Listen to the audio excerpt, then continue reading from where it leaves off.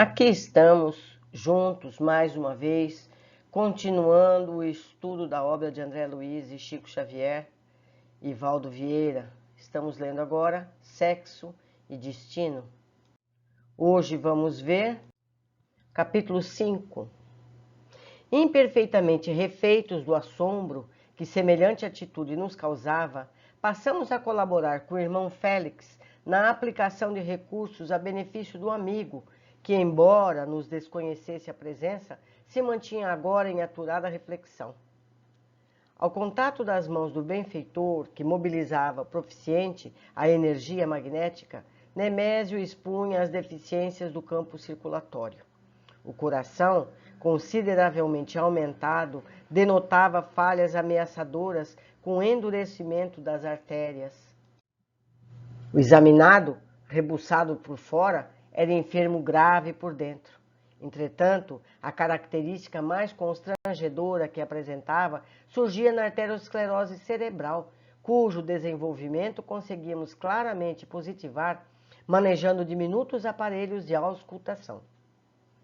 Comprovando longa experiência médica, o irmão Félix apontou-nos determinada região em que notei a circulação do sangue reduzida e informou: nosso amigo permanece sob o perigo de coágulos bloqueadores e, além disso, é de temer a ruptura de algum vaso em qualquer acidente mais importante da hipertensão. Como se nos percebesse a movimentação e nos registrasse os apontamentos, o genro de Neves, na cadeira estofada que se recolhera, instintivamente respondia ao inquérito afetuoso a que lhe submetíamos a memória, elucidando-nos todas as dúvidas através de reações mentais específicas. Acreditava-se afundado na imaginação, ignorando que se nos revelava por inteiro na feição de um doente voltado para os esclarecimentos da anamnese. Eu disse que não iria comentar esse tipo de situação, mas vejam aqui, o questionamento que o espírito faz, o encarnado responde como sendo memória dele, certo? Tenham isso em mente e identifiquem a si mesmo em situações semelhantes. Seguindo, rememorou as tonturas ligeiras que vinha experimentando a miúde, vasculhava a lembrança, atendendo-nos às perguntas, alinhavava acontecimentos passados, fixava pormenores, reconstitui quanto possíveis as fases do desconforto a que se vinha atirado subitamente com a perda dos sentidos que sofrera no escritório dias antes. Sentia-se desamparado de chofre, ausente. O pensamento esvaía-se-lhe da cabeça como expulso por martelado interior. Pavoroso delíquio que lhe emprestava infindável, quando perdurara simplesmente por segundos. Retomara a noção de si mesmo, atarantado, abatido, curtira apreensões em si mesmado por muitos dias. Para defrontar-se, expusera as ocorrências perante velho amigo na antevéspera, já que não sabia como destrinchar o fenômeno. A tela rearticulada por ele na imaginação salientava-se, tão nítida que lográvamos contemplá-los juntos, Nemésio e o companheiro que lhe tomava confidências, como se estivessem filmados. O marido de Beatriz, inconscientemente, configurava informes precisos acerca do desmaio experimentado, das inquietações consequentes, da entrevista que provocara com o colega de negócios e do entendimento cordial havido entre ambos. Consignamos os avisos que o interlocutor lhe transmitira. Não lhe cabia adiar providências. Devia procurar um médico, analisar as próprias condições, definir os sintomas. Traçou advertências. Verificar-seria facilmente a fadiga. No Rio, obteria melhoras em alguma clínica de repouso. Umas férias não lhe fariam mal? Qualquer síncope, a seu ver, equivaleria a puxão de campainha no apartamento da vida. Sério vaticínio, enfermidade à porta. Nemésio, calado, sem perceber que se comunicava conosco, repetia espiritualmente as alegações que formulara. Difícil a consulta, responsabilidades em penca, o tempo escasso, acompanhava a esposa na travessia das horas derradeiras, em doloroso término de existência, e não contratava meios de cuidar de si. Não discutia a oportunidade das admoestações, mas admitia-se obrigado a transferir o tratamento para quando pudesse. No entanto, no âmago do pensamento, por noticiário vivo, secretamente arquivado no cofre da alma, desvelava para nós motivos outros que não tivera coragem de expender. Enternecido ao toque do amor fraterno do benfeitor que o auscultava, liberou em silêncio as mais profundas preocupações. Semelhava-se a menino Peralta, quando espontâneo e obediente no clima dos pais. Aclarou positivo a razão da fuga a qualquer assunto relacionado com a provável submissão a preceitos médicos. Receava conhecer o próprio estado orgânico. Amava novamente, crendo-se de regresso às primaveras do corpo físico. Identificava-se espiritualmente jovem, feliz. Qualificava a afeição de Marina como sendo o reencontro da mocidade que ficara para trás. Alinhavando recordações e meditações, exibia diante de nós a trama dos acontecimentos que lhe sedimentavam as noções precárias da vida, possibilitando-nos retratar-lhe a realidade psicológica. Beatriz, a companheira em vésperas de desencarnação, erigia-se-lhe agora no ânimo em forma de relíquia que situaria reverentemente em breve no museu das lembranças mais caras. Imperturbavelmente, correta e simples, transformava-lhe a volúpia em admiração e a chama juvenil em calor de amizade serena. Estranho ao benefício da rotina construtiva, colocara a esposa no lugar de genitora, a que a morte levara. Disputava-lhe por instinto o sorriso benevolente, a bênção da aprovação. Queria-lhe a presença, como quem se acostuma, ao serviço de um traste precioso. Harmonizava-se consigo próprio ao chegar suarento em casa, descansando a cabeça fatigada e o seu olhar. Entretanto, Nemésio, de formação materialista e de índole utilitária, conquanto generoso, desconhecia que as almas nobres colhem no amor esponsalício da terra o fruto da alegria sublime, cuja polpa o tempo sazona e torna mais doce, eliminando os caprichos transitoriamente necessários da casca. Insistia na conservação de todos os impulsos emotivos da juventude corpórea. Andava em dia com todas as teorias da libido. Vez por outra, demandava cidades próximas em noitadas boêmias, asseverando de retorno aos amigos que assim procedia para desenferrujar o coração. Dessas escapadas, voltava trazendo à esposa corbelhas de alto preço que a Beatriz acolhia enlevada. No decurso de algumas semanas, mostrava-se para ela mais compreensivo, mais terno, reconduzido, porém, mais dilatadamente os freios do hábito. Não sabia consagrar-se às construções espirituais que só a disciplina favorece e garante. Varava de novo as fronteiras e os compromissos morais estabeleciam a maneira de animal arrombando a cerca. Em determinadas ocasiões, acontecia fixar a esposa, invariavelmente abnegada e fiel, perguntando à própria alma o que sucederia se ela adotasse conduta igual a dele. Aterrava-se. Isso nunca pensava. Se Beatriz pusesse, ainda que de leve, o voto feminino em outro homem, era capaz de matá-la. Não hesitaria. Nesses momentos, impressões contraditórias agigantavam-lhe o espírito limitado. Não se interessava absolutamente pela mulher, mas não toleraria concorrência à posse daquela a quem confiava o seu nome. Inquietava-se, imaginava coisas, mas recompunha-se tranquilo, recordando a esquisita conceituação de velho amigo que consumira a existência alcoolizado entre os despojos endinheirados de parentes ricos, a que lhe tisnaram os sonhos do lar, quando menino, a repetir-lhe frequentemente: Nemésio, mulher é chinela no pé do homem. Quando não presta mais, é preciso arranjar outra.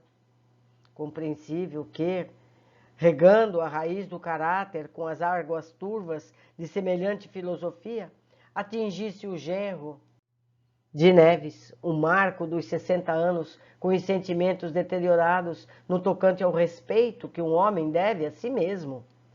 Por todos esses motivos, na quadra difícil e obscura que atravessava, reaprender os cuidados da preservação individual, readquirir o gosto de divertir-se com distinção, selecionando figurinos e alfaiates, refinar a sensibilidade masculina, afeiçoar-se aos programas radiofônicos de ginástica, no que, aliás, lograva despojar-se da adiposidade oscilante. Disputava o ingresso em agremiações festivas para atualizar a linguagem e requintar o porte. Não lhe importavam as tochas brancas que lhe esmaltavam a prata cabeleira densa. Elegia dos perfumes raros, as gravatas coloridas, motivos de leveza e elegância sempre novos. Pagara habilmente instruções a pareceres de improvisados professores em renovação da personalidade, embelezava-se vaidoso, lembrando antigo edifício sob nova decoração. Evidentemente, não raciocinava apreensivo, não se resignaria a qualquer terapêutica que não fosse a de se lhe acentuar disposições ao prazer. Recusaria peremptório toda medida endereçada a suposto reajustamento orgânico, já que se supunha perfeitamente idôneo para comandar as próprias sensações. Euforia, o problema, providência medicamentosa apenas que lhe arejasse o espírito, rejuvenescendo-lhe as forças? O irmão Félix voltou a dizer-nos: Nemésio demonstra enorme esgotamento à vista dos hábitos demolidores a que se rendeu. A inquietação emotiva descontrava-lhe os nervos e os falsos afrodisíacos usados solapavam-lhe as energias sem que ele mesmo perceba. Diante da afirmativa, o esposo de Beatriz fixou agoniado vinco mental, entremostrando haver assimilado mecanicamente o impacto do grave enunciado. E se piorasse? Considerou de si para si. A figura de Marina despontou-lhe na alma. Nemésio divagou cismarento. Concordaria sim em recuperar a saúde, mas somente depois que retivesse a jovem no lar, entregue a ele, em definitivo, pelos laços do matrimônio. Enquanto não a recolhesse nos braços, sob regime de compromisso legal, não aceitaria proteção médica. Cabia-lhe sustentar-se capaz e moço aos olhos dela. Fugiria deliberadamente de conselhos ou disciplinas tendentes a desviá-lo da ronda de passeios, excursões, entretenimentos e bebedices que, na posição de homem enamorado, acreditava dever-lhe. O irmão Félix não contrapôs qualquer argumentação. Ao revés, administrou-lhe recursos magnéticos em toda a província cerebral, dispensando-lhe assistência. Ao término de longa operação socorrista, Neves, taciturno, não encobria o próprio desapontamento. A desaprovação esguichava-lhe da cabeça, plasmando pensamentos de censura, que, não obstante respeitosa, nos alcançavam em cheio, por chuva de vibrações negativas. Um parêntese, né, amigos? Como se Félix não pudesse perceber tudo o que Nemésio pensava. Continuando. Talvez por isso o benfeitor sugeriu ao dono da casa abandonar o recinto, solicitação muda que Nemésio atendeu. De pronto, já que se munira das escoras que o amigo espiritual espontaneamente lhe oferecia. Os três, a sós, tornamos a conversação. Félix, sorrindo, afagou de leve os ombros do meu companheiro e ponderou: Entendo, Neves, entendo você. Encorajado pela inflexão de carinho com que semelhantes palavras eram ditas, o sogro de Nemésio desafogou-se. Quem entende menos sou eu. Não admito tantos resguardos para um cachorro de má qualidade. Um homem igual a este, que me desrespeita a confiança paterna. Quem não lhe veu no espírito a poligamia declarada? Um sessentão desavergonhado que enxovalha a presença da esposa agonizante. Ah, Beatriz, minha pobre Beatriz, por que te uniste a esse cavalo? Olha só. Dementava-se Neves diante de nós. Retrocedera mentalmente ao círculo acanhado da família humana e chorava transtornado, sem que lhe pudéssemos cercear a emoção. Olha que coisa, né, amigos? Que coisa. Isso pode acontecer com todos nós. Continuando. Faço força, gemia acabrunhado, mas não aguento. De que me vale trabalhar odiando? Nemésio é um mascarado. Tenho estudado a ciência de perdoar e servir. tenho aconselhado o serviço e perdão aos outros, mas agora? E agora? Divididos por simples parede, vejo o sofrimento e o vício debaixo do mesmo teto. De um lado minha filha conformada, aguardando a morte. De outro meu genro e essa mulher que me insufla a família. Deus do céu, que me foi reservado? Andarei auxiliando uma filha doente ou sendo chamado à tolerância? Mas como suportar um homem desses? Não adiantou um aceno de prudência na pausa curta. Antigamente, tartamudeou ele, desesperado, acreditava que o inferno, depois da morte, fosse pular em vão num cárcere de fogo. Hoje aprendo que o inferno é voltar à terra e estar com os parentes que já deixamos. Isso é a purgação de nossos pecados, porque ele está sentindo o que sentiria se estivesse encarnado. Não é verdade?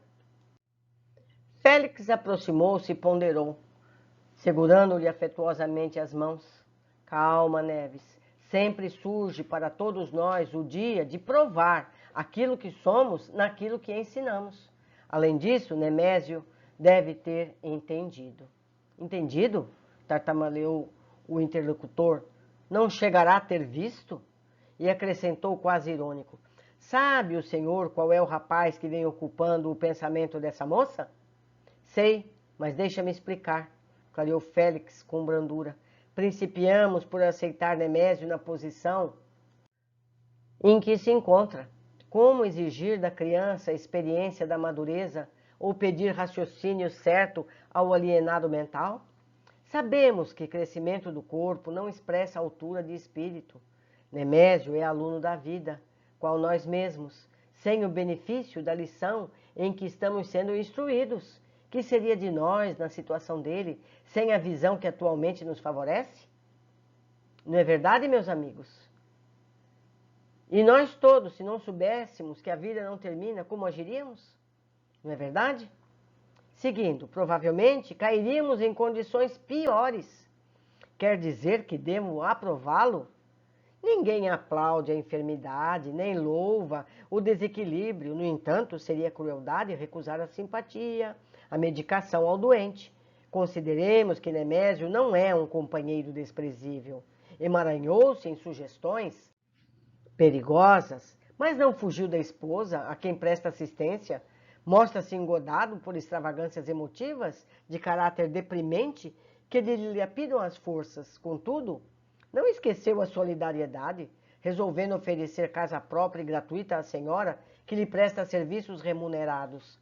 Acredita-se dono da juvenilidade física absolutamente irrisória, quando na realidade carrega um corpo em prematuro desgaste.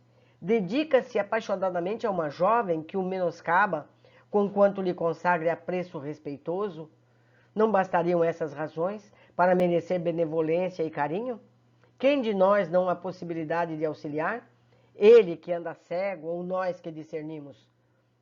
Não posso enaltecer-lhe as manobras lamentáveis na esfera dos sentimentos, entretanto sou obrigado a confessar que ele, na ficha de analfabeto das verdades da alma, ainda não tombou de todo. Com significativo tom de voz, o instrutor acentuou. Neves, Neves, a sublimação progressiva do sexo em cada um de nós é fornalha candente de sacrifícios continuados. Não nos cabe condenar alguém por faltas em que talvez possamos incidir ou nas quais tenhamos sido passíveis de culpa em outras ocasiões. Compreendamos para que sejamos compreendidos. Neves silenciou, de certo, controlado pela influência do amigo venerável. E quando consegui fitá-lo, depois de alguns momentos de expectativa, percebi que se pusera, humildemente, em oração.